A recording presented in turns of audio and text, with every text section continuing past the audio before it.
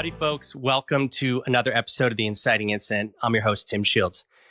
If you're in your car and you're listening to this with your kids, you can probably hit pause right now because I'm going to say what some people think is a naughty word, especially if you're a Puritan. Are you ready? You can hit pause now. Okay, here we go. I'm going to say it. Ready? Sex. Sex, folks. It makes the world go round. It propagates species. It's a biological urge. And with the right person, let's be honest, it's a hell of a lot of fun. It's also an incredibly powerful energy and the ultimate creative act. For everyone, the word sex conjures many different ideas, and these differing viewpoints can be formed by our parents, love, religion, culture, and even trauma, to name a few. But beyond a physical exchange, perhaps the most important exchange, which is foundational to all of our relationships, is that it's a profound energetic exchange. And this is why I love my next guest's book, Sex Magic: Take Your Body, Mind, and Relationship to the Next Level with Spectacular Intimacy. And that guest is Dr. Laura Berman. Dr. Laura Berman is a world-renowned sex, love, and relationship therapist with over 30 years experience, holds 2 master's degrees and a PhD from NYU, is a 9 times New York Times bestseller, and I'm quite confident this is going to be 10, a USA Today columnist, and an award-winning syndicate radio host, as well as the host of the popular podcast, The Language of Love. Dr. Berman has appeared as a love and relationship expert on The Oprah Winfrey Show and starred in a television series on Showtime and the Oprah Winfrey Network. In the latter part of this episode, we're also going to talk about grief. In February 2021, Dr. Laura experienced the tragic loss of her son, Sammy, due to a fentanyl poisoning from a dealer who contacted Sammy via Snapchat. This profound event has inspired her to help others to heal from loss with grace. Dr. Laura, welcome to the show. I'm so glad to be here. I just have one correction. I wish every one of my books had been a New York Times bestseller. I think 2 out of the 9 are now 10. Hopefully this will be a bestseller too. I wish you gave me more credit than I deserve. But. Well, I don't think so. So before we get into your work, was there an inciting incident that put you on this path that you're on today? How much time you got? I know.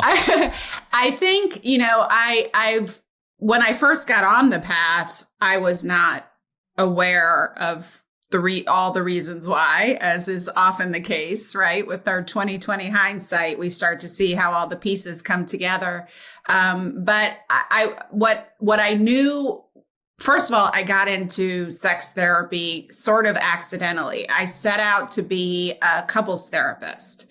And I certainly had grown up in a family that where everyone was very comfortable with sex. I didn't realize until much later how unusual that was. It was something that was really natural, talked about, we certainly weren't allowed to do it or supposed to do it. There was definitely that. My father actually said that they won't buy the cow if they can get the milk for free statement to me.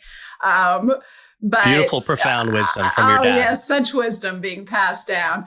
But the comfort with talking about it, joking about it, asking questions. So I set out to become a sex therapist.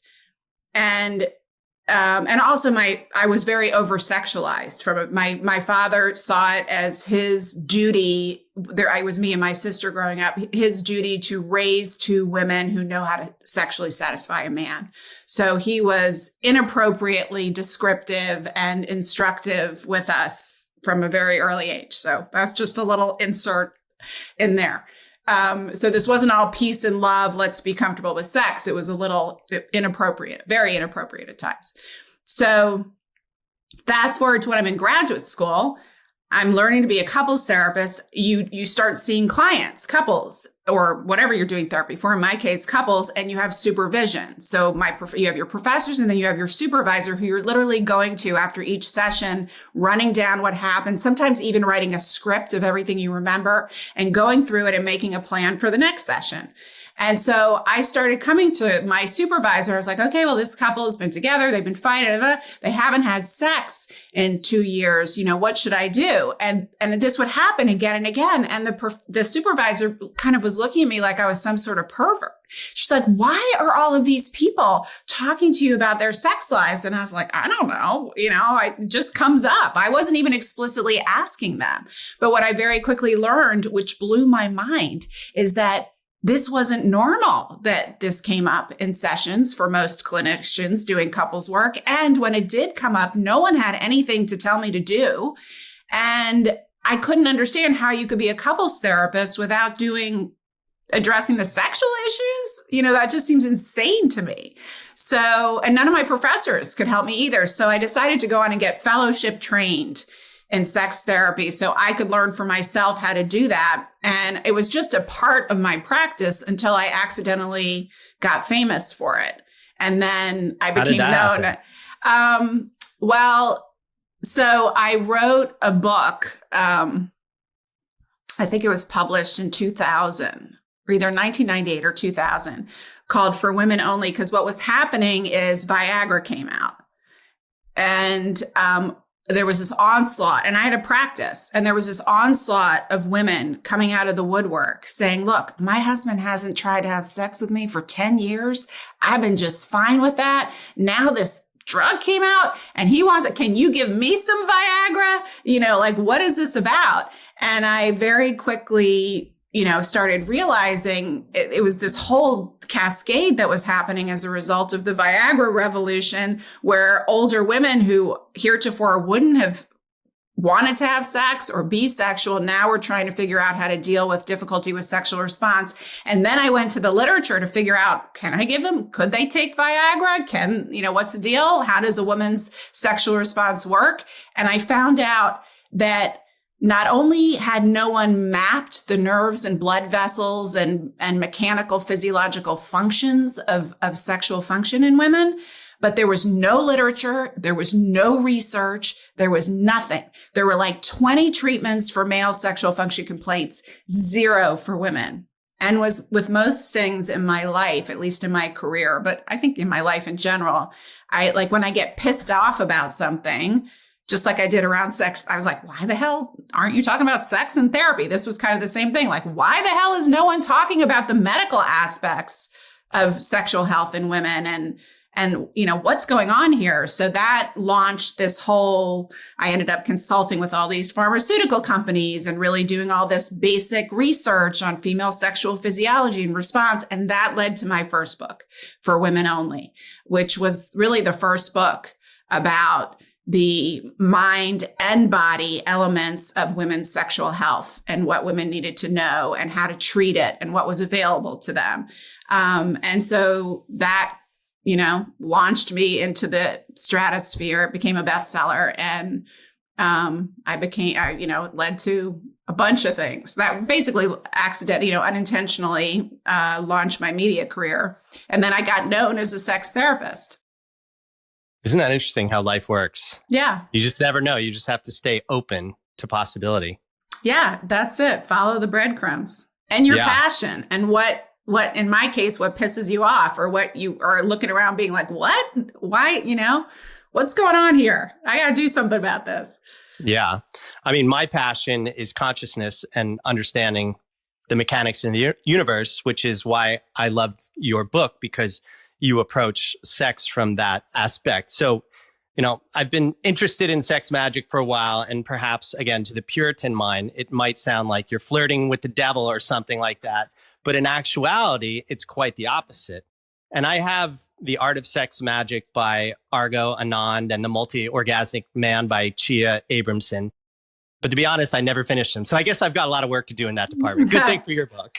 But what I love about your book is that it's not dense and academic. It's very accessible, very practical, lots of tools and everything. So, you say in the beginning of your book, our bodies are pure atomic energy that emit an energetic frequency, a life force that lives deep within every living system. So with that said, what is sex magic? Sex magic is really the antidote to bedroom boredom, first of all. That's one of the main reasons I wrote that. And we can drill down into that if you want. But also it is a way to harness and engage in sexuality by yourself or with someone else, not only as a profound energetic exchange, which creates tremendous full body arousal and full body orgasms. You can even blow the orgasm off the top of your head or out the top of your head.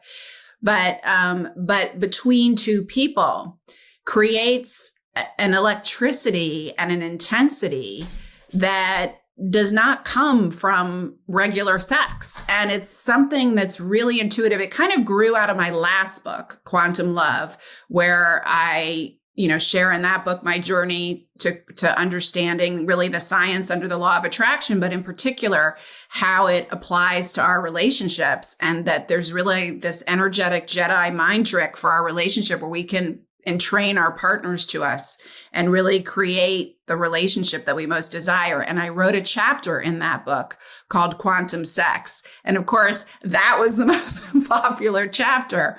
Turns out people love sex. Yeah. So except then asexual people. Right. But what was happening, I've been doing this for 30 years and and I speak all over the world and to all different, from dentist conventions to menopausal women and everything in between, and in every single setting, someone will ask me this question: how do you spice it up in a long-term relationship? That's like one of the number one questions. After that is, how do you deal with uneven desire? And it's a natural question because monogamy for life is a really long time, And so what I started seeing is that I could give people a year's worth of tips, tools, toys, fantasies, all those things. I've done that in all my books leading up to now, or at least until Quantum Love. And then within a year or a year and a half, because I did a few of those things twice, they'd be coming back to me, okay, the novelties worn off from that. Now give me more. Now give me more. And so I finally started asking, okay, what is it that you're really looking for when you say spice it up? Like, what does that really mean? And for me, and this is once again what I teach in Quantum Love, and it's the law of manifesting too, you start with everything we want, whether it's a new car or a job that we want, or that career or that house or whatever, that partner, it's because we want to feel a certain way. So my question always begins with, what feeling are you really looking for here? Because that's how, when you can move your body into that energetic frequency of that feeling, and I teach you how to do that in Quantum Love, then you're and you put some intensity behind it, you're supercharging that with intention into the quantum field, right? That's sort of a quick and dirty version of the science. So with what I started asking is, okay, so what's the feeling you're seeking with intensity? And it was hard for people to answer, or with spicing it up, I should say, but intensity was the word. It was excited intensity. I'm looking, because in the beginning of a relationship, that comes naturally. Everything's new and you're discovering each other and you're in the infatuation stage of the relationship. But then when you move to the deeper, more vulnerable, more kind of gentle, but also self-revealing stage of love, the attachment stage, the novelty goes away and it feels like the excitement goes away because you don't have the novelty. So now what we're seeing in today's world is people turning to porn, going, all right, we got to open a relationship. We got to have a threesome. Maybe I'm just not monogamous. And all of those things may be true. And what I've discovered with sex magic is that you can create profound intensity, excitement, intensity of connection, of love, almost making sex a metaphysical and spiritual experience of mind, body, and soul, which is so much better than a threesome with a rando that you meet somewhere. Yeah. And you also kind of redefine sex as sacred, energetic exchange. Yes, very good. Yeah, I think that's pretty powerful. With the people I've worked with, the thought leaders I've worked with, and you just did it right there, I always find that it's the power of their questions that reveal these, amazing discoveries for people. And that is such a simple question that Yeah. Most people just don't think to ask. What is it you actually want? Define this for me. Yeah. What do you want to feel? Everything starts with what you want to feel. Yeah.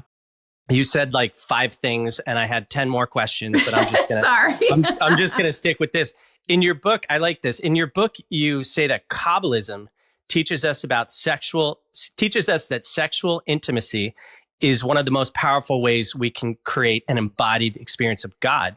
Can you speak to that, as well as the difference between how Taoism and Tantra view sex? Because I think in the West, we actually have a very muddied, myopic view of sex, which has been created by trashy beach novels and Hollywood, and the etc. media, right? Yeah. Yeah. I mean, with all of these, it's really about exactly what you said before, a sacred energetic exchange. And Kabbalah, Taoism, Kundalini, Tantra, Kama Sutra, all of those things are ancient and fully understand and in their teachings, it's integral, the profound, sacred, energetic exchange that sex is. And that sex, the pleasure, the physical, pleasure that you get is a big part of it, obviously. And it multiplies tenfold or more than tenfold when you explore these concepts. And I give a lot of practical techniques. That was really important to me. So at least almost half the book is practical techniques that you can do to experience this alone or with a partner. But basically, it's understanding the chakra system. It's understanding that energy is we are pure atomic energy. We're vibrating atoms, all of us.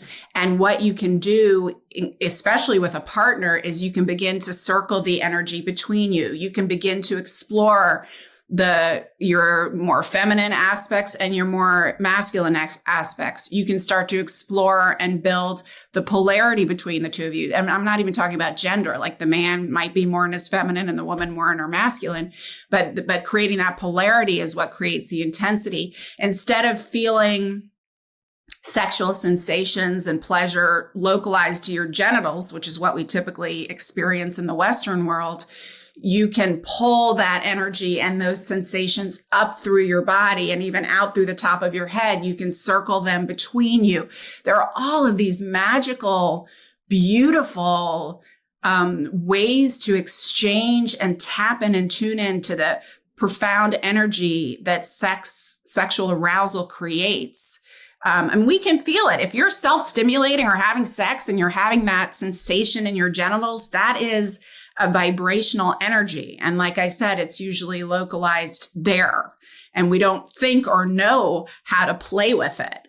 But when you start to do that, this idea of really experiencing God through sex is really profound. And I don't mean when I say that, I'm not talking about our traditional Western sense of Judeo-Christian God that is, a judgmental man with a beard sitting in a cloud watching you have sex and saying you're close to me, although maybe although maybe we could argue that, because if you're procreating, in those traditions, you're off to a good start with God. But when I talk about God in this context, I mean the oneness, the all, the connectedness between all of us, the quantum field, and also the profound there is no higher frequency, energetic state that our body can hold beyond orgasm. Like orgasm is probably the highest frequency. Our bodies,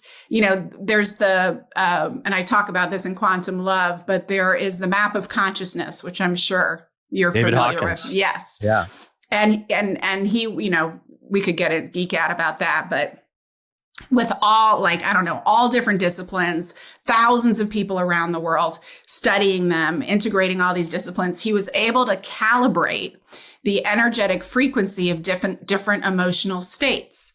And that's the key to quantum love. That's the key to manifesting, because every feeling we have holds an energetic frequency.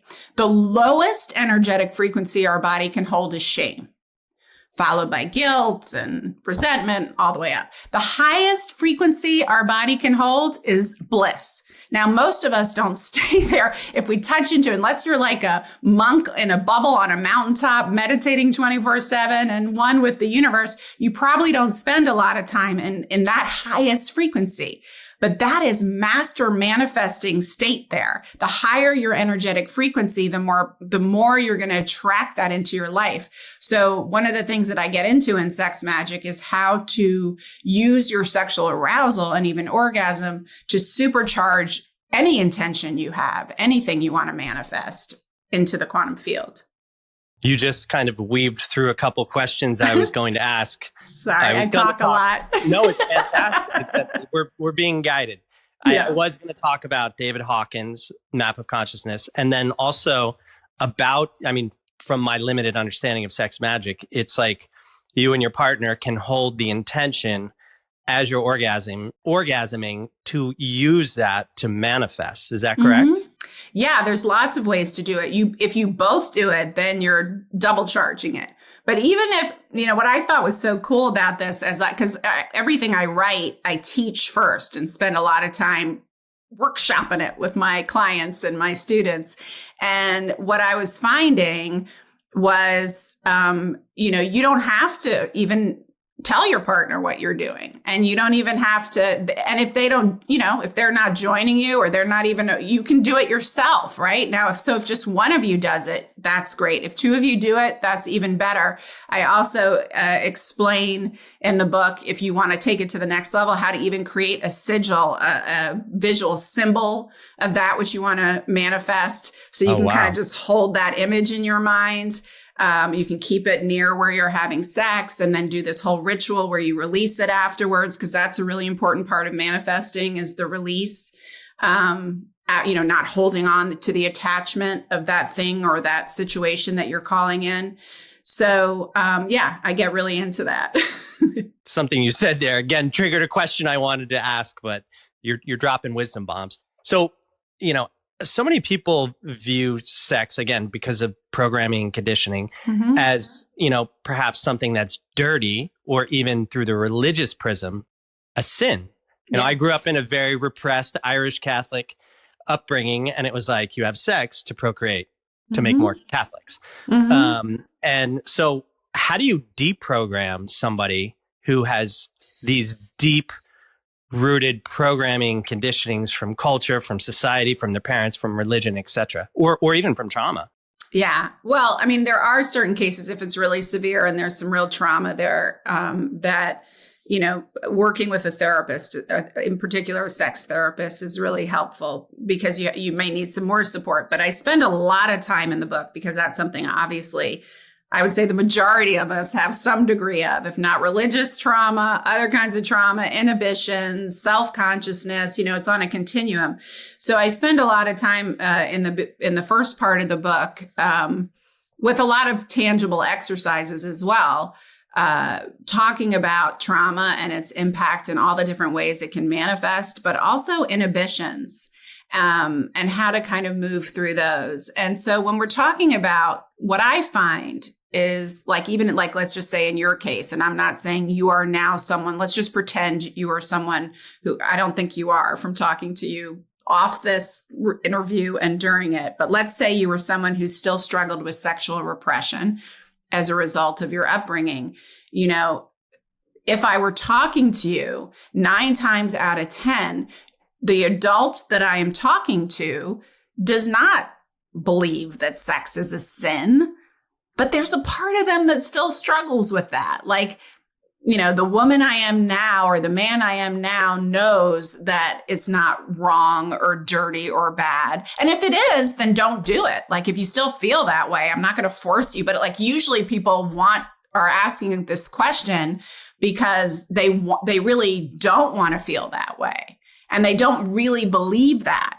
But what happens with our upbringing, and it's not only an effort to control us, but it's an effort to control our sexuality. It's a way to use fear in a misguided attempt to keep us safe, right? So in most of these more traditional religious communities, they'll say to the kids, You're going to hell. Sex is bad, wrong, dirty. Don't do it. And then suddenly when you get married, you're supposed to flip a switch and be like, woohoo, let's go, you know, and that never happens, right? It's that repression stays with you. And so I see so many couples who come to me and are like, look, I don't want this, but I can't let it go. And so a lot of the work I do is really practical with people, like helping them. Let's see if I can give you an example. One that I love, and I think I shared this in the book too, is to externalize your stories. So I have people like make this chart.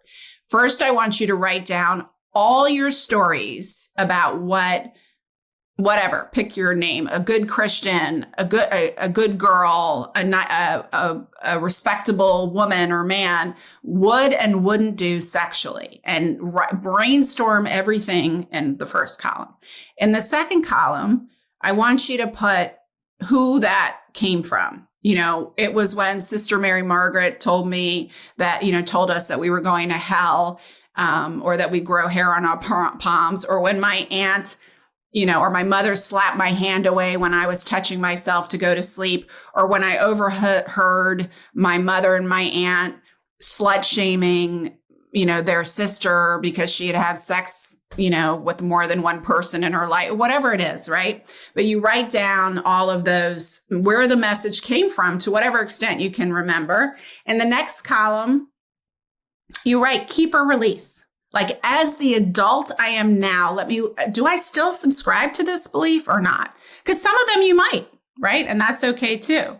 But then what starts to happen is you begin to I love externalizing things, because once they become conscious, you're like, oh, there I go. Okay, so that's Sister Mary Margaret. That's not me, you know, and you start to realize that these aren't your voices.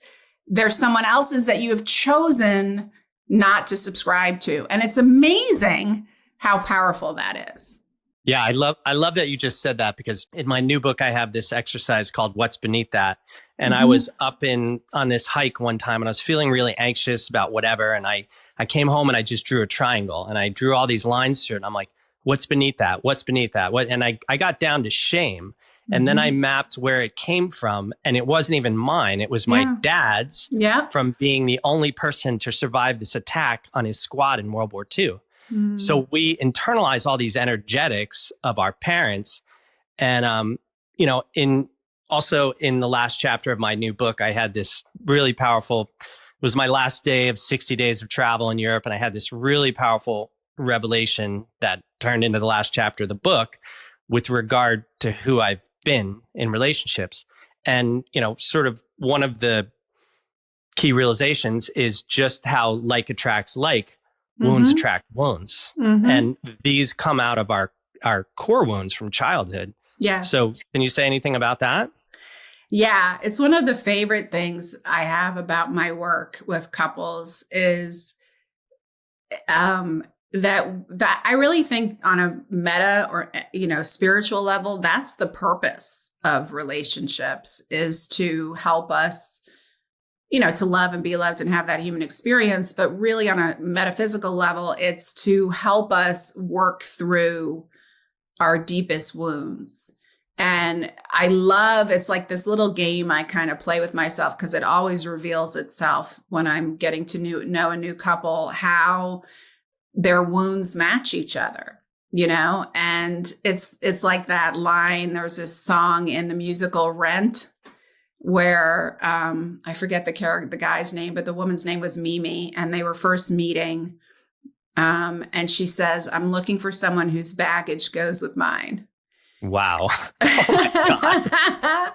That's profound. Yeah. And that's really what we're unconsciously doing. We're not only attracting in, you will always attract someone in who is going to mirror your level of awareness, mental health, emotional health, self-worth. You're always going to call some, you know, so that's why I always say the more work you can do on your own personal development, the better of a partner you're going to be able to magnetize in for you, you know, the more fulfilling of a relationship.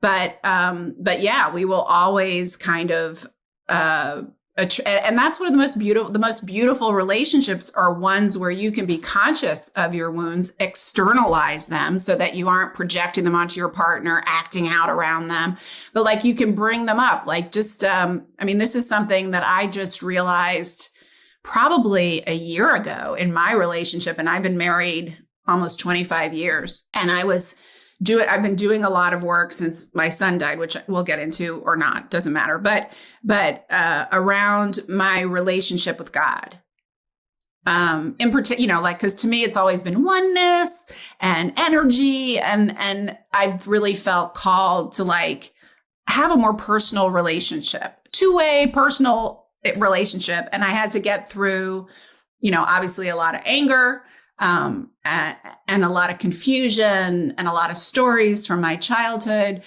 But one of the things on this journey I started realizing and becoming aware of is that there were these moments my whole life, and certainly my whole relationship, where I would just be sitting with my husband. I could be cuddling him on the couch. I could be eating dinner with him. I could just be fiddling around the room with him.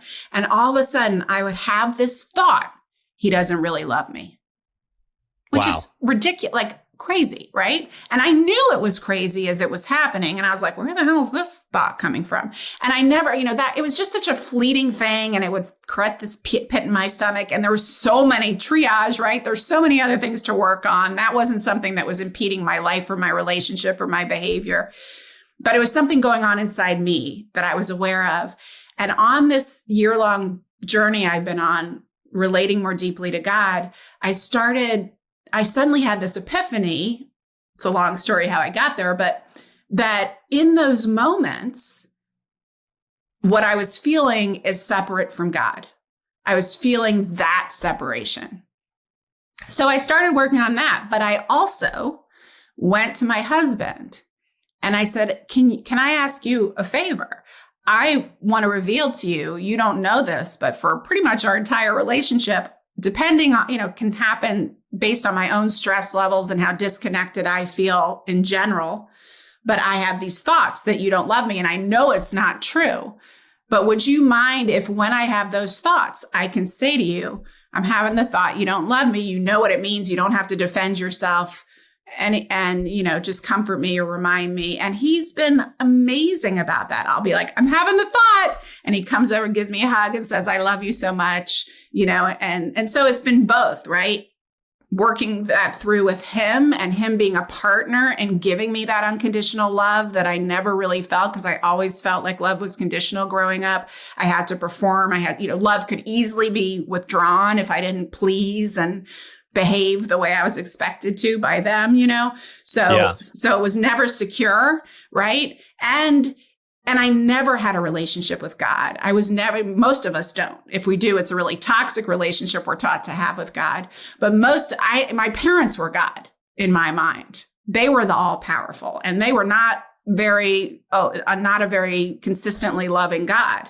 So I had to mourn that absence of that relationship and that knowing and begin to fortify that. And the more I fortify that relationship with God and rest in the arms of God and that unconditional love, the less of those thoughts I start to have. I don't know if that answered your question. It's amazing. It's amazing. I mean, that is a profound internal insight. And, the self is like a never-ending fractal labyrinth. Yeah. And it's like every time you think you figured it out, there's something else, because always the self is the endless, and what you want to know is the unknown self. And it kind of leads me into my next question. We live in a relational world. No man is an island, said John Donne. Mm-hmm. So our relationships are mirrors. And, I've found, and I'm sure everybody found, the most powerful and profound relationships are our romantic relationships. Mm-hmm. And that gets us in a lot of trouble because we have to look deeply in ourselves. Yeah. And then we fear sharing that vulnerability with someone else because of fear of rejection, fear of not being enough, unworthiness. So a lot of people have trouble expressing their needs and desires and vulnerabilities in a relationship. Yeah. So how do you open this conversation with somebody? Well, I think it starts by getting really clear inside yourself.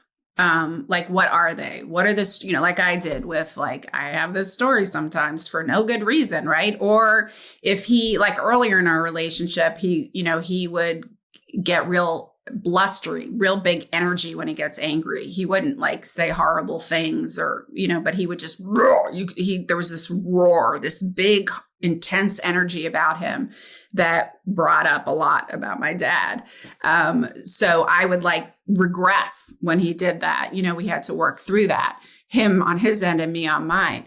But I think I had to realize what that was about, what was underneath the reaction, where it came from, and what I wanted. Right. So that's a really missing piece, I find. Like when I'm teaching people how to get their needs met in love, the question is, what's the story I'm telling myself? How does that story make me feel when I have that story? And what do I want? Because if you don't, and you don't have to have the tangible, I want you to first do this and then that and then that. Like you can strategize that together. But what I want is when I'm having that weird insecurity, I can speak it to you, you can hold it, and you can comfort me. And we can talk about, I don't even know what that means, but we can talk about that. But that's what I'm realizing, right? Or there was a period of time where I said to him, you know what? Every time I'm walking on the steps in front of you, I have the story that you're looking at my ass and thinking it's fat. I know that's crazy and it's about my own body image, but I'm just outing it because obviously I'm having some insecurities and some fears about your attraction. So what I would love is if there's any opportunity you see to reinforce the attractiveness of my ass and the rest of me, I would really appreciate it. And when I have that story, I'm going to out it because that which you revealed to the light, especially anything shame-filled, it evaporates, fear and shame really loosens and lessens and lightens when it's brought to the light and spoken.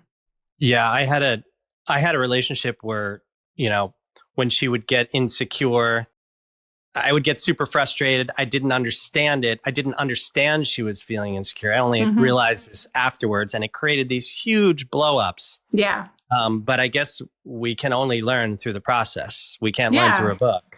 Yeah, you were practicing the process. You do. And you were probably reacting to her 100%. behavior, and she wasn't being clear about the thoughts and feelings underneath her behavior. She was just behaving, right? She was just reacting and will all of a sudden get pouty or provocative or pick an argument or test you or withdraw from you, have this reaction, this unconscious reaction from her place of pain. And you mentioned this earlier, it all comes, we replay our childhood wounds in love because that's our highest stake relationship.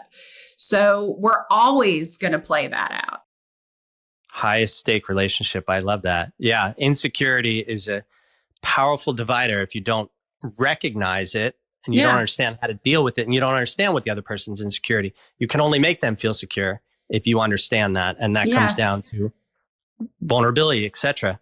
So I actually in my book, I kind of talk about sort of what you just talked about, what happened and what happened as a result of what happened. And that is an unconscious circuit. And you keep repeating that pattern until you get the self-awareness to step outside of it and see what happens. And man, I repeated a lot of patterns. Yeah, we all do until we don't, right? That's it. Yeah. This one's kind of for the men, but I guess also for the women on the other side. So when it comes down to sex magic and energy and all that stuff, semen and chi retention or not?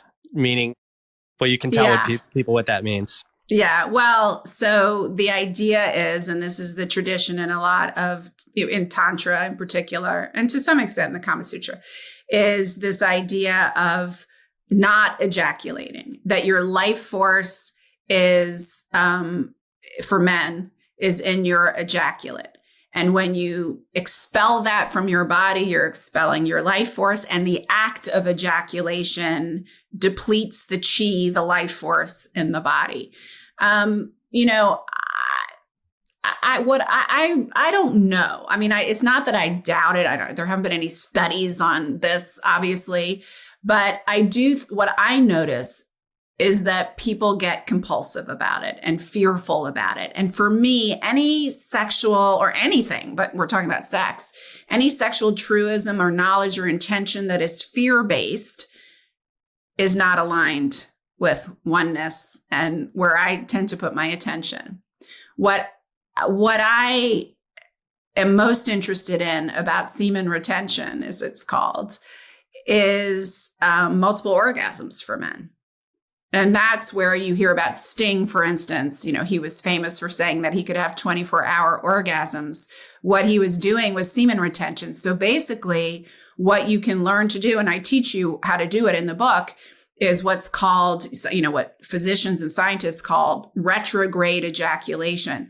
So basically, instead of coming out of the penis, the semen goes back up the urethra, you know, it doesn't even go out the urethra, it goes back up. You know, normally it travels from the testes through the urethra and out the penis. And this way it travels from the testes up a little bit and then goes back into the bladder. The only tricky thing about that is that I don't recommend it for men who aren't wanting to have children anytime soon, or because that you're accidentally training your body to suck the semen back in rather than, you know, and that's considered even a urologic condition or an infertility condition. Don't think you won't get someone pregnant because a little bit of semen, you know, it could happen. But FYI, kids. Yeah, don't use that as birth control. But because even pre-ejaculate comes out in one drop of semen. Even before you ejaculate, there are millions of sperm. So that's why the pull-out method, pull and pray, and retrograde ejaculation are not reliable birth control. But it is a way to have multiple orgasms. So there's two ways. One is through retrograde ejaculation, and the other is through stopping yourself right before ejaculation. So you're getting really, really close and then you're pulling back. Then you're getting really, really close, like a 7 out of 10 is ejaculation. You're getting to a 7 and you're pulling back to a 5. You're getting to a 7 and pulling back. That's called edging. 7, 5, 7, 5, 7, 5. And then you go to 10 when you're ready. Yeah. And I mean, I think from, again, my limited understanding, why you want to do that is you want to bring that energy up into the brain, which you get.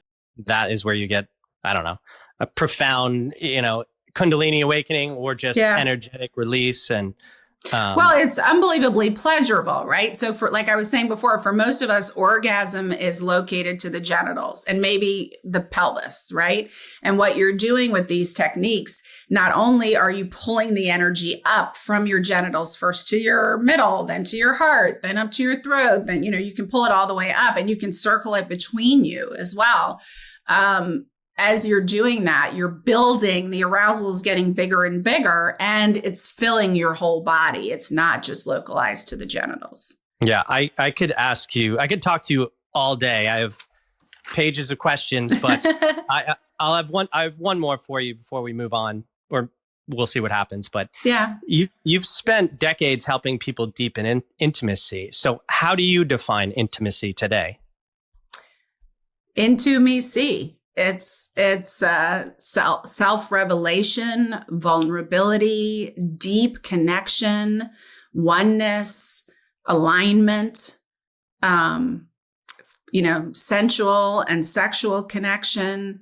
And I love that word, intimacy, because when I ask a group of men, typically heterosexual men in particular and heterosexual women, if I ask a group of men, you know, what does intimacy mean? They will say sex. And if I ask a group of women, what does intimacy mean? You know, sex is part of that. But to most women, they'll say it means closeness, connection, depth of connection. You know, it's that kind of emotional intimacy that they envision. So I just think that's so beautiful because it's both.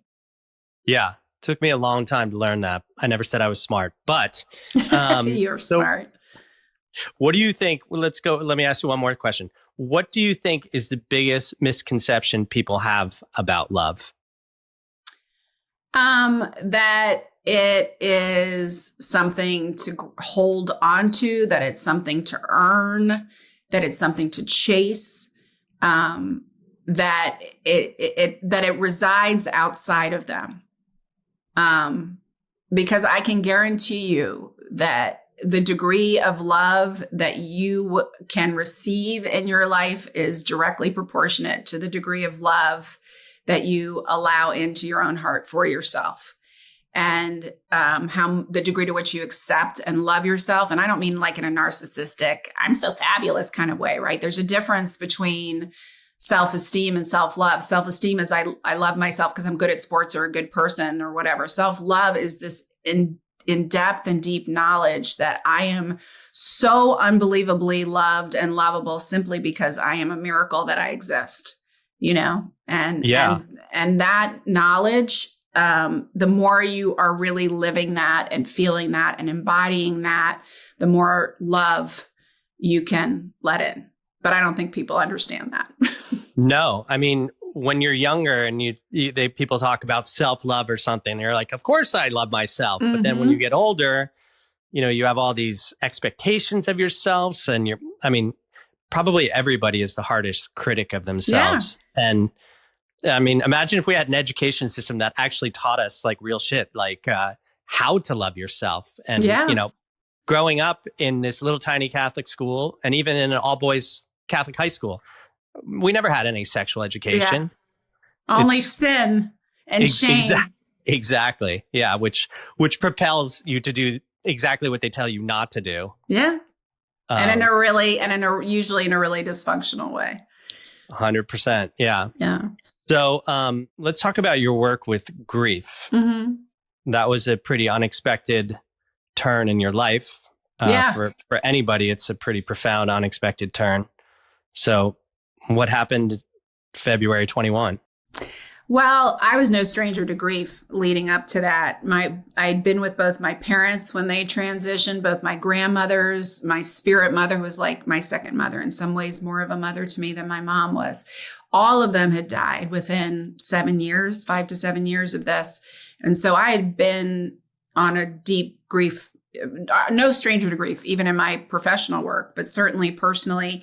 But yes, on February 7, 2021, my youngest son and I found my middle son, Sammy, who was 16, gone in his room. He had, as you said earlier, a drug dealer had connected with him through Snapchat. I had no idea back then. I mean, since then, there's been a lot more understanding and education, and we've been a big part of that. But I really thought you needed to know a drug dealer or find a drug dealer or seek a drug dealer. I had no idea. I thought my kids, the one silver lining of the pandemic and the shelter at home thing was that my kids were stuck at home with me. My teenage boys were stuck at home with me and safe. I did not understand that dealers were matched with them through social media, through Snapchat in particular. And this dealer got in touch with them, offered to deliver drugs to the house, a little menu, one Percocet, a Xanax for a couple of bucks. Like a pizza, basically. And he was bored at home, and good kids do dumb shit. I certainly did. And he decided he would take this dealer up on his offer. And while we were asleep, he went outside and got whatever he took. We don't know, because it was pure fentanyl. And it only takes a few grains of sand of fentanyl to kill you, especially if you're not a user or an addict, which obviously he was not. He was a straight A student, was planning to go to college, football team, but it's in 65% of the street drugs now, fentanyl. So I think there's something like 300 people dying a day from fentanyl. And most of the time, everybody knows somebody. Yeah. And most of the time, it's not even an overdose where you intentionally took too much fentanyl. It's like this, where you take something else. That's why they call it fentanyl poisoning, because he had no intention of taking fentanyl. Yeah. But yes, so I found him gone, and my world and my body and mind and heart shattered into a million pieces. And yeah, that began a whole new journey. So it's been really interesting to, now that's been 4 years, 4+ years, I guess. And, it's been such an evolution. What I've realized, because this was obviously the deepest, widest grief that I could ever experience. And I had a profound metaphysical experience I can tell you about, but that basically put me on the path to revealing how to heal, which I then proceeded to do and then became committed to doing for others. But basically what happened is a week or so after he died, I was sitting on the beach and just trying to breathe. And there was no one there because it was COVID. The beaches were closed, but I went there anyway. And I'd always known things, seen things, whatever, had those clairs, right? Clairsentient, maybe a little clairvoyant, whatever. But I'd never heard things like some people did or do. But I heard this very booming, kind male voice ask me, do you want to live or die? And I immediately knew what that question meant, because when my mother had died, which was my worst, most impossible loss before Sammy, that was 10 years before him. I was doing a 5-day-a-week live radio show on Oprah Radio. I was launching 2 television shows on OWN, and I was her sex, love, and relationship expert on her show. And my mother, my person, died. I had no time to grieve. I did not want to grieve. And so I just bypassed it. And within a year, she died of breast cancer. Within a year of her dying, I was in my early 40s, no genetic risk factors, no really healthy person.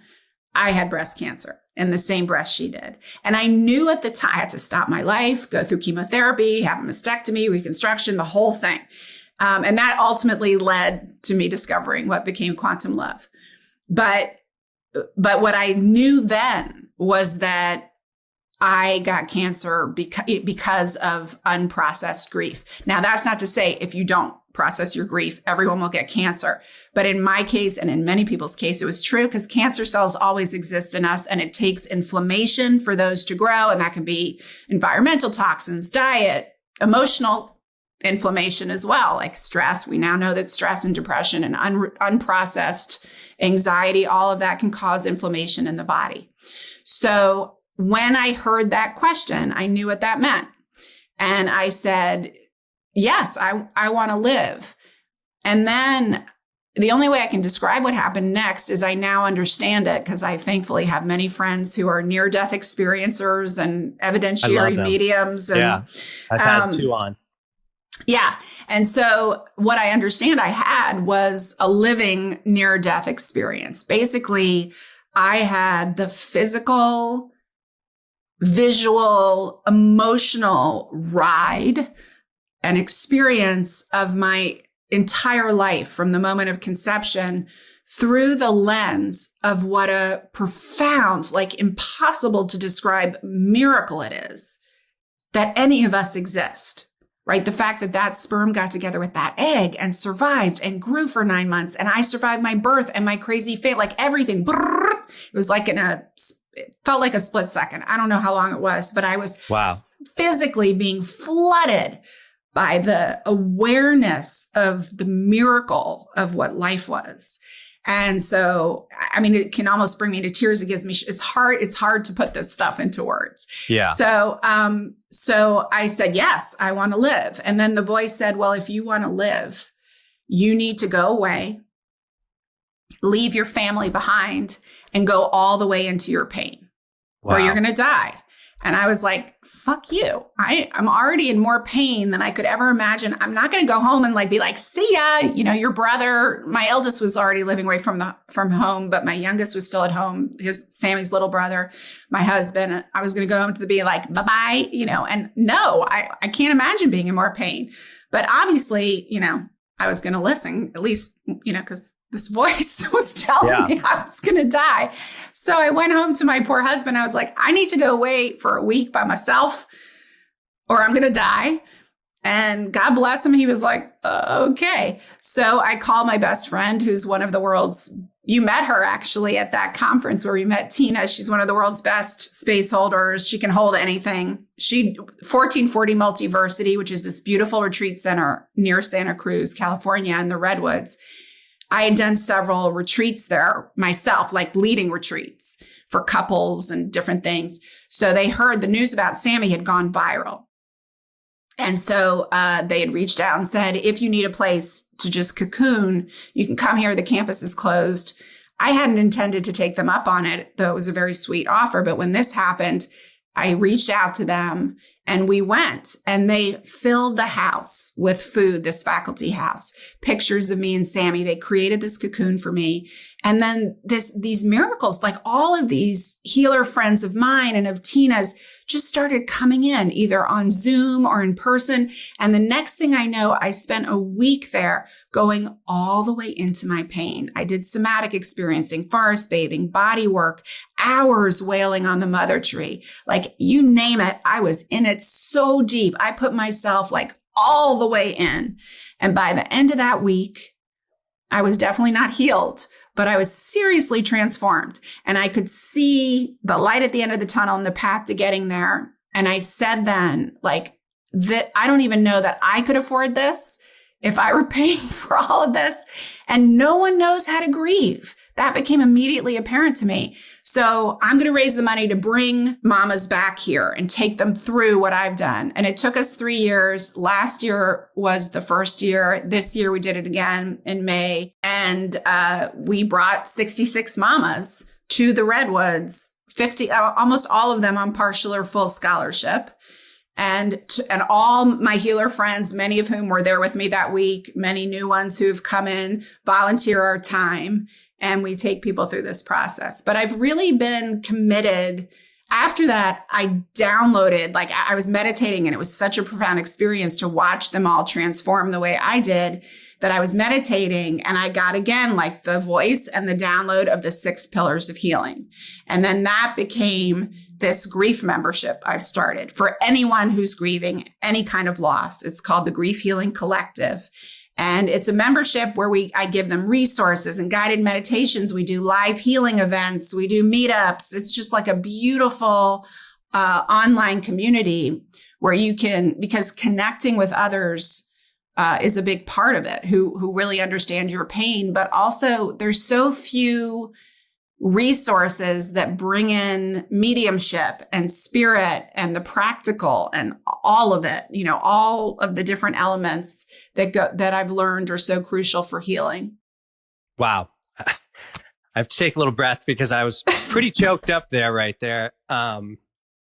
Thank you for being so catalytic in the world. I lost my parents pretty young. Yeah. And, I was always, my dad was like this World War II, Purple Heart, Bronze Star veteran, beautiful man, loved his family, but I was always searching for that emotional connection. Mm-hmm. And, every time now, so I was going to ask you, like, how does Sammy speak to you? Because, every time I ask for like my dad or something, I might see a hummingbird or something, Mm-hmm. which we have this connection around hummingbirds. And then, when I really need him, he just like clobbers me with like something that brings me so deeply into tears. And because that's how he speaks to me, because that's the emotional connection. Yeah. I was always looking for him. And, I think it's hard to continue this human journey without these people, and people who don't have a faith or don't understand, whatever consciousness. They don't realize they're right there on the other side of the veil, always there to help us. Yeah. So how does Sammy speak to you? Well, thank God I knew that when he died. I'd written a book about it, and I so honor what you're saying. And I think that's so beautiful about your connection to your dad. And that's true. Like when they go when we leave our bodies, the energy of which we're made continues. Energy can't be created or destroyed. That's just a fact. So our bodies disappear. And also we leave behind our insecurities, our wounds, our jealousies, our anger, our resentments, like all of that stays here. And what goes to the other side, like your dad, is the pure essence. And so one of the things that I'm writing a book now, even though I have one about to come out, I'm writing my next one about grief called Crying Out Loud. And one of the things, because I've been doing a lot of that in public, trying to normalize, right? Processing grief, because we have to process it if we're going to heal. You got to feel it to heal it. So I spend a lot of time teaching people how to connect with our loved ones on the other side. And there's so many different ways to do it. But one of them is to really connect to, and you can do this with your loved ones who are still here, connect to what their energetic frequency, their energy signature feels like. Like we all have like a feel, like if you think about your best friend or your sister or your mother, and you even just tune into them, you can almost feel with your eyes closed what it feels like to be next to them if they were next to you. We all have kind of a energetic signature of sorts is what I call it. And so I'm really aware of Sammy's energetic signature. And I know when he's here, often when I've called him in, sometimes he just is there. I mean, he's always around. He's not just here in a million places, because in the quantum, there is no place or time, right? Yeah. But what I'm most, so from the beginning, I could get messages from him. I could feel him, but it's evolving. I play games with him. Like I'll put on a Spotify mix and say, you pick the next song and give me a message to let me know you're still here. And the song that comes on is like, blows my mind. You know, wherever you go, I'll be there. Whenever you call me, I'll be there. I'll be around. You know, that song, like something like that will come on. Or I play this game where even where he pushes me, I'll stand like so firm and so hard. You are not going to push, you know, no one could push me over. And I'll say, Sammy, push me over. And then the next thing I know, I'm falling back. So I play these games with him. But what I'm learning to do is to have a two-way relationship with him. Because what's been tough with him in particular is that he's my little boo-boo. You know, he's my son. Yeah. And I'm having to shift away from seeing him that way and really connecting to him as the wise, infinite soul connected to all the wisdom of the universe that he now is. And so it's been a transition. I think it's an evolution. It's just like every other relationship. We can continue to have a relationship with our loved ones on the other side. It's a long distance relationship. It's not nearly enough, but you absolutely can continue it. Yeah. When my dad passed away in 2004, I found this article in Rolling Stone by Dr. Melvin Morse about near-death experiences. So I started following the rabbit hole, and I learned about IANDS, which is the International Association of Near-Death Experiences. So I used to just go to these meetings once a month in Seattle and sit in the back and listen to all these near-death experiences. And I was trying all of these ways to reach out to them. And then I'm like, you know, I was stuck in corporate America. I wanted to be a writer. I'm like, maybe I'll become a Reiki master. So I wound up taking like, you know, these 2 Reiki classes and one-on-one with a friend. And my friend was, you know, performing Reiki on me. And afterwards she said, this might sound really weird, but I experienced your dad. And I was like, okay, tell me more. She's like, well, he had this brown box, this really beautiful brown box, which was my dad's thing box. Like, you know, it was a cedar box and he just put it in there. And my sister had taken it and put this little thing on it and gave it to me. And she said, he opened the box and I saw the most beautiful glowing gold ball. And he said, this is all the love I couldn't give you in this lifetime. Oh, that gives me chills. That's so beautiful. And you know what? There have been so many instances like that, right? Which can't be, you know, there's no explanation for. Other than that they're really there and they're really communicating. But what I also love about your story is one of the most beautiful things that I've realized about grief is that it is a portal. And if you are brave enough to go into it, it will transform you. There's so many people I've been meeting, thousands of them, who, you know, out of desperation and pain, they want to find some way to connect. And so they open the door a crack and they peek through, and what they see, they're like, holy yet. And then they go through the door, and then that is a path to awakening. So I think even for me, which I would say, you know, I'd already gone through my major awakening when Sammy died, I am so much more of a tapped in, tuned in, evolved version of myself than I was because of going through the fire. You know, it is a portal of transformation for every single one of us. It's just that many of us are scared to go into it. We're scared to feel the feelings because we imagine there is no bottom, and there is each and every time. And we don't know how to do it. And so that's why I'm so committed to helping people, you know, utilize. You don't have to go through this. You can grow through it in a really beautiful way and in a really supported way. Yeah, you just said the F word, fire. And I was thinking it's a fire initiation. It's like you have to burn this thing down for the phoenix to rise. So do you think that perhaps you and Sammy had some sort of soul contract? Because, for sure. Yeah. For sure. Because it's launched you on this path to help so many people.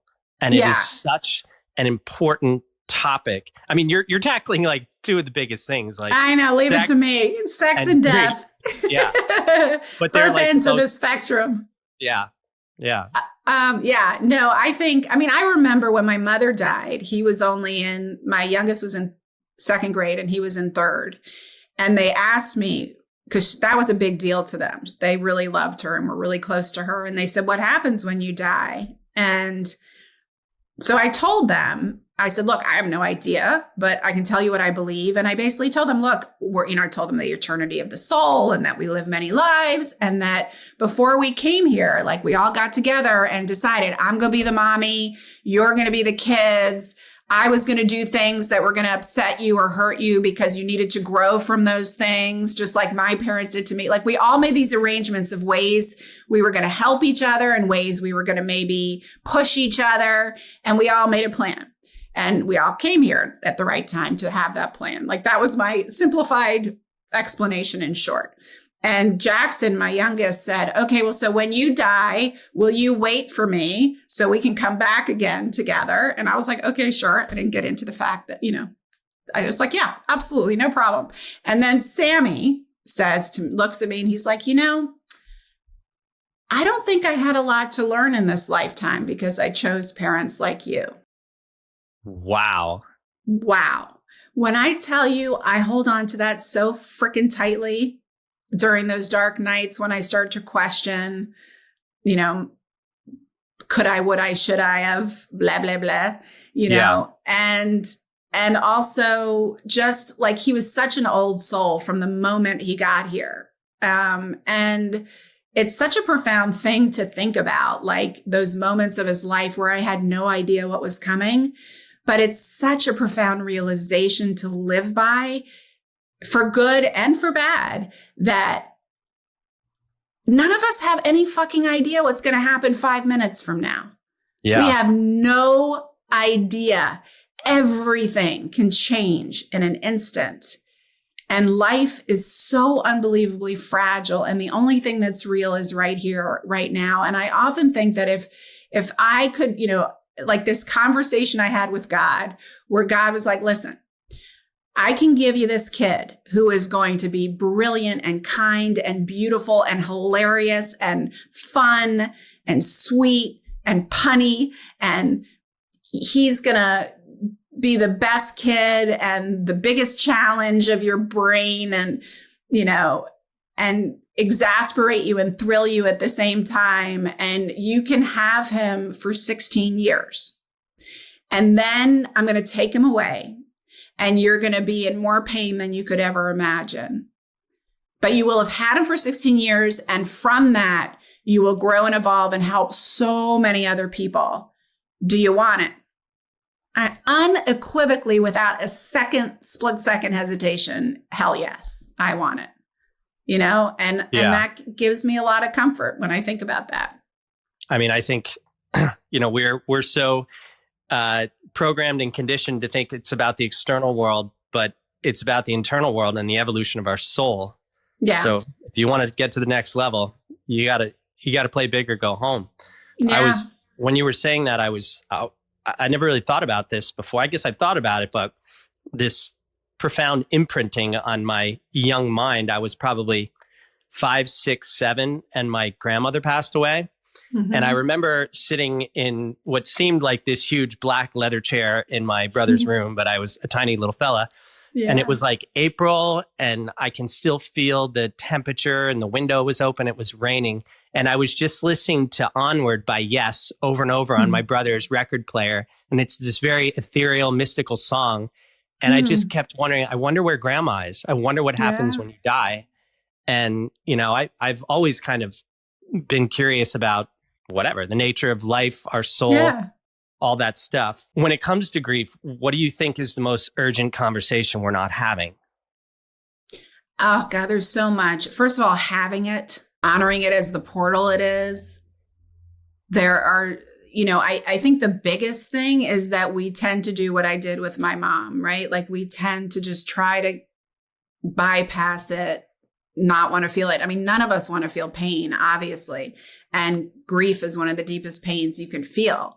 So, you know, what that message on the beach was and the beginning of my journey, the biggest lesson was that you think there's not going to be a bottom if you allow yourself to feel, but actually, and feel the fullness of your loss and your pain and your sadness and your anger or whatever that is. I mean, if you go to my Instagram page, you'll see me beating the shit out of pillows, screaming, crying. Like I'm trying to model all of these different ways to move emotion, emotion, energy and motion. That's all it is. But what happens is there's a sandbar you reach after 10 to 15 minutes of letting yourself fully feel whatever wants to come through without thought, just letting it flow through you. And after that, not only do you feel lighter and freer, it's like the best analogy I can give, which is silly, but it's like when you've been really, really constipated and you have to poop so badly and it's been building up for so long and you finally, it's painful as hell when it's happening, but that feeling afterwards of relief and release and endorphins flowing through you is profound. But what I didn't realize until I started doing it is that when you have a big release, I don't know if this happens with a poop, but it does happen with an emotional release, your body's energetic frequency rises. Ooh, yeah. Interesting. And what I didn't understand until I started experiencing it was that, of course, then Sammy can connect with me more. So I would have these profound experiences with him after a big emotional release. And it makes total sense because when we leave the density of our bodies, you know, this in the spiritual realm, they were at a higher frequency than our bodies could ever meet. So when mediums and psychics connect to the other side, they either leave their bodies or they raise their energetic frequency so that whoever they're connecting with can come down to the middle and meet them.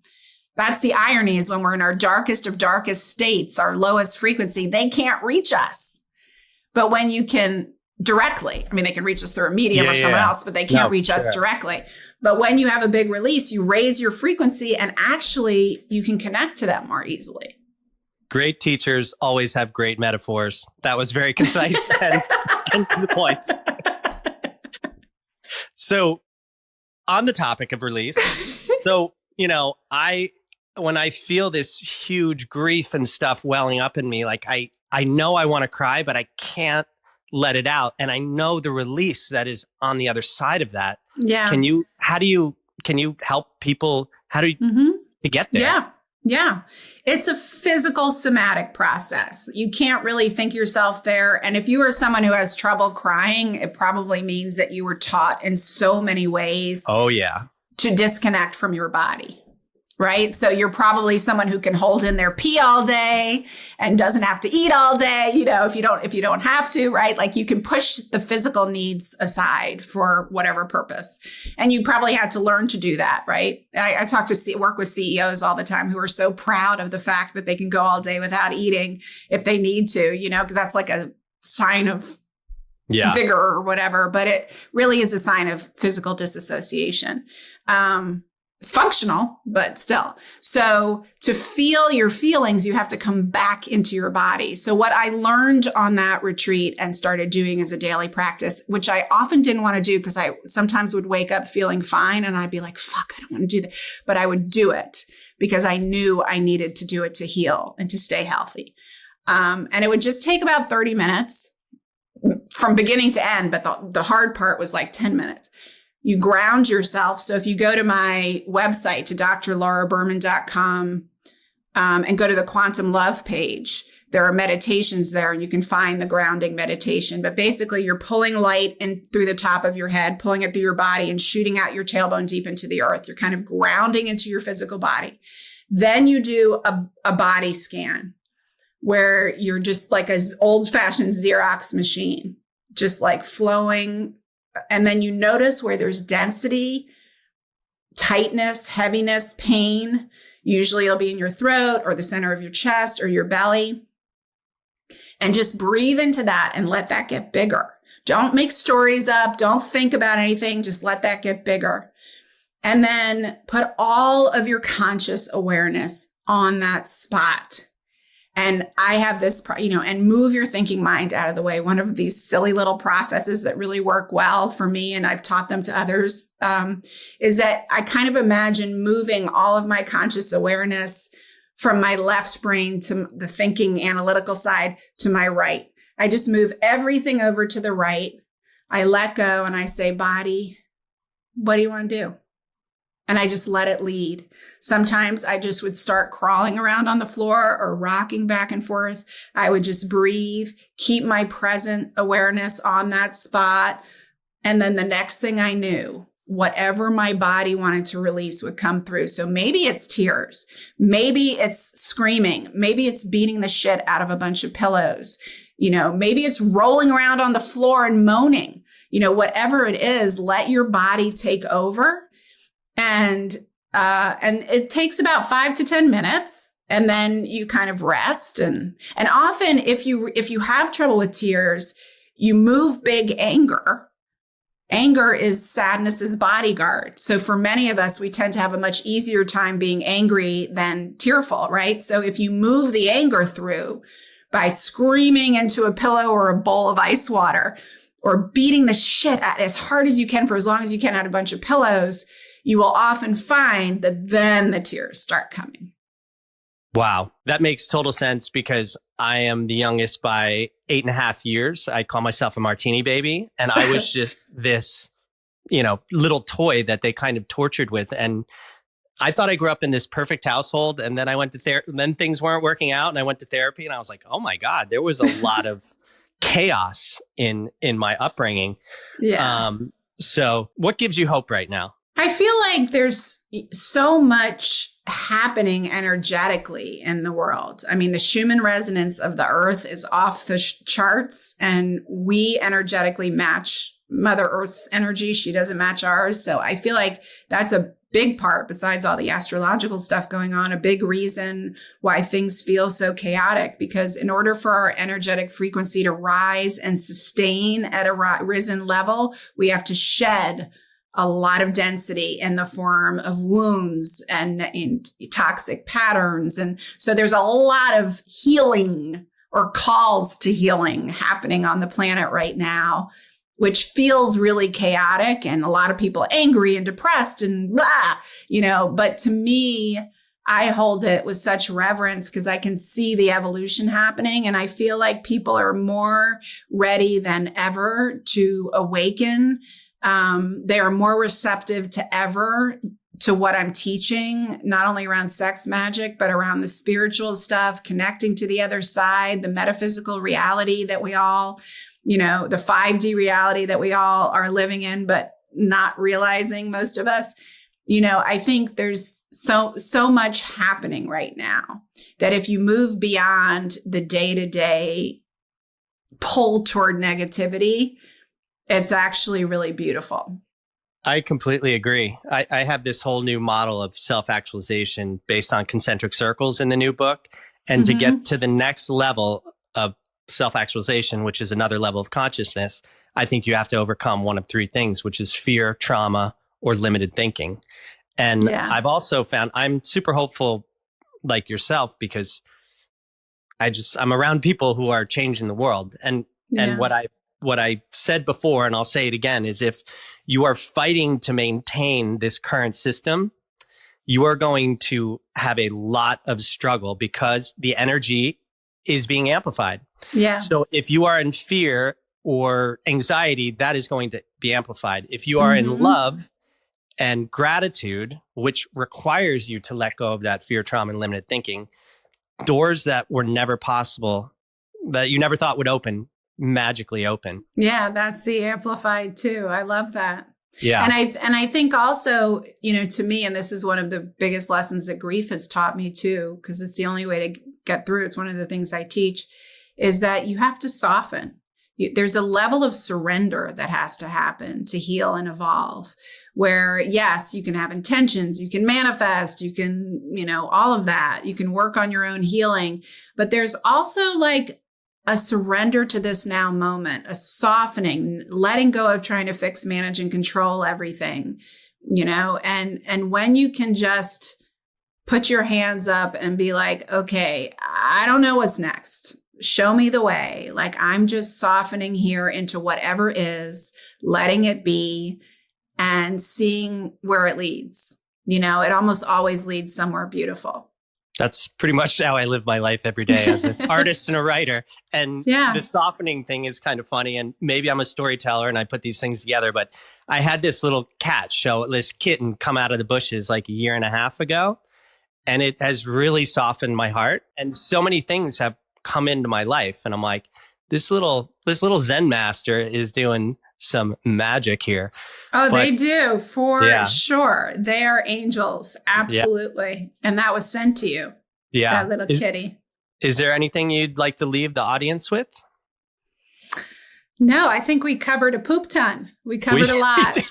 I did not expect to be the one crying in this episode. So. You got me tearful too. I cry all the time. So I love it. I love when people cry, because to me, it's just, like I say, energy and motion. I think we need to normalize that it's not a big deal. It's like a sneeze or a laugh or anything else. It's just emotion moving through you. I think when this podcast is over, I'm going to take a big dump. That's a good idea. Man, I'm so grateful for you, and you are such a gift and a light to the world. Where can people find you? And especially your grief offerings.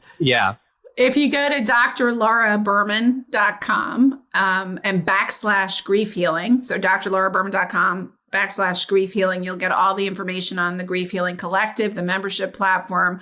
On drlauraberman.com, I always have all of my offerings, and I have tons of stuff around sex, love, and relationships, and tons of stuff around grief and grief healing. And I'm always, on the homepage, I'll put upcoming retreats and things like that. And you can follow me on Instagram, where I'm always updating people at Dr. Laura Berman. And at the top of drlauraberman.com, relevant to what we were saying earlier, I have a really cool quiz. What do you really want out of love? So you can get clear on the top 3 feelings you personally really want to feel in love, and start cultivating those in really conscious ways, not only in your relationship, or if you're single, but just in your day-to-day life. If you cultivate those feelings you most want to feel in love, not only will it call that person in or call your partner to show up that way, but you are now magnifying that energetic frequency in the quantum field. So it's really beautiful. We covered a lot of territory, and let's not forget, we started with Sex Magic and your book, so you can pre-order your book. Yes, you can pre-order the book. It comes out June 24th. I'm not sure when this is airing.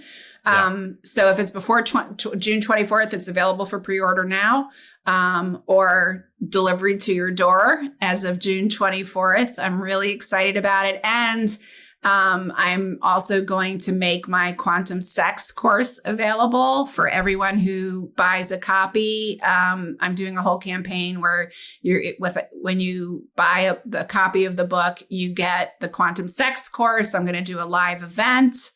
So it's really fun. Amazing things coming your way. Thank you for being a catalyst and a light. Thank you for sharing your vulnerability and your wisdom. And I look forward to meeting you in the world somewhere again. Me too. Thanks, folks, for listening. If you like this, please share it, like, subscribe, do all that jazz. You know what they say. Can't believe I'm saying that, but I've become that person now. So anyway, this is the Inciting Incident. I'm Tim Shields. That was Dr. Laura Berman. Wow. Until next time.